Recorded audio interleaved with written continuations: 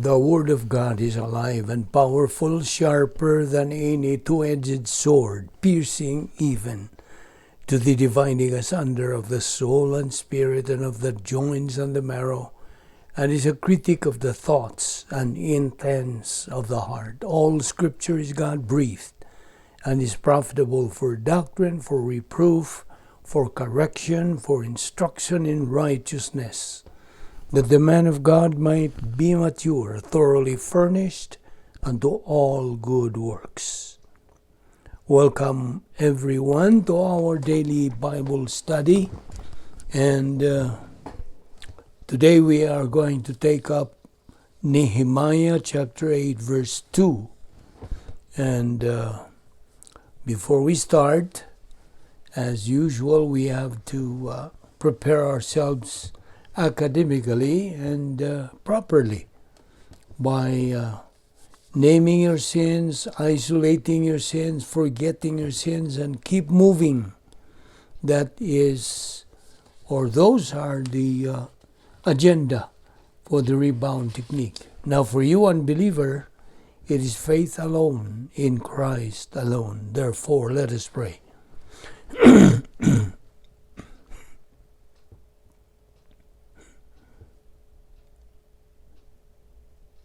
Father, we thank you that we can gather ourselves again together today to worship you, to study your word, and to focus our attention on your word that teaches us as to who and what you are. That the only thing that matters in our life is to be oriented to grace, to be oriented to your plan for our life, because apart from it, there is no stability, there is no happiness, there is no meaning in life. So we pray that God, the Holy Spirit, will challenge us as we continue studying your word today. This we ask in Christ's name. Amen. Nehemiah chapter 8 verse 2. First of all, people make decisions based on what they value. If they value the word of God and base their decisions on it, they sure make them right.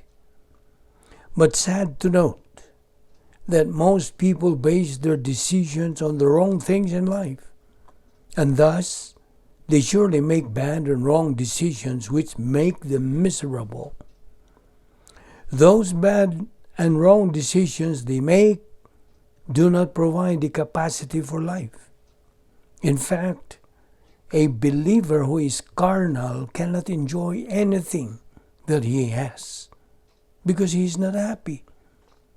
He's trying to build his happiness on the wrong things in life.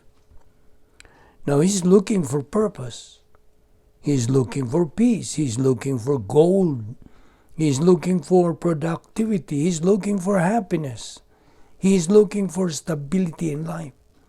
He's looking on all the wrong places for the happiness and the purpose and the fulfillment in life. And it's never found in carnality. Why? Because a carnal believer is spiritually blind. He is out of fellowship with God. Same thing with the unbeliever. The first prerequisite is regeneration. And that is a byproduct of faith in Christ, being born again into the family of God. And the second prerequisite is the function of the faith-rest life. The key, therefore, is to have the right value system. Now, if as a nation we have the value system in this country that we had, which our founding fathers had, today, we have a very different nation. What a slap on the face to the people of this country. For example, that we have such a widespread basis of criminal activity in this country. And who is responsible for this? The answer is the failure of the Christian church. And the failure of the Christian church can be laid at the doorstep of the leadership in the Christian church. And who is that? The answer is pastors. Pastors who have failed to study and teach the Word of God and execute their ministry as it is defined and described by God in His Word. And that has to do primarily with the study and teaching of the Word of God. Ever learning, never able to come to a knowledge of the truth. Well, you may think people can learn without getting truth. Now get this. The very objective of education is to find truth.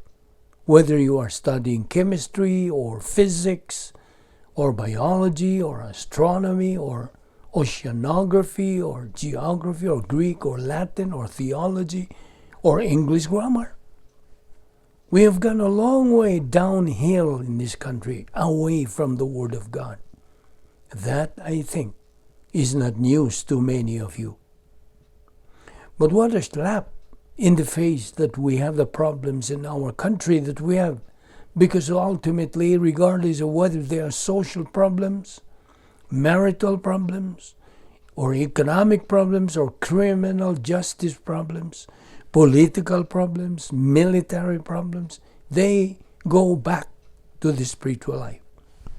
They go back to the theology of the country. You see, individuals rise and fall because of their attitude toward the Lord Jesus Christ, their attitude toward the Word of God, and their attitude toward the nation of Israel. Now we are living right now with the use of the internet worldwide. Virtually instantaneous communication is a major contributor to the spread of religion. The spread of religion, the spread of lawlessness, the spread of criminal behavior throughout this country and throughout the world. And talking about religion, we have to be reminded that religion is so deceptive, and it is Satan who is the master of it. He is a master imitator, a master in substitution. Now let's go to 2 Chronicles chapter 7 verse 1. Now this is Solomon's prayer. Now, success in life is simple and easy. That is, if somebody wants the truth.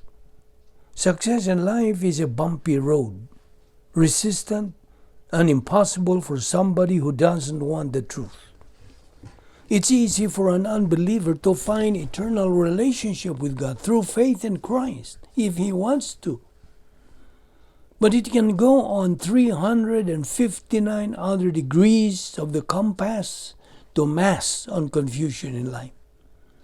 Success for the believer in Jesus Christ is simple if the believer wants it. All he has to do is want the truth of the Word of God.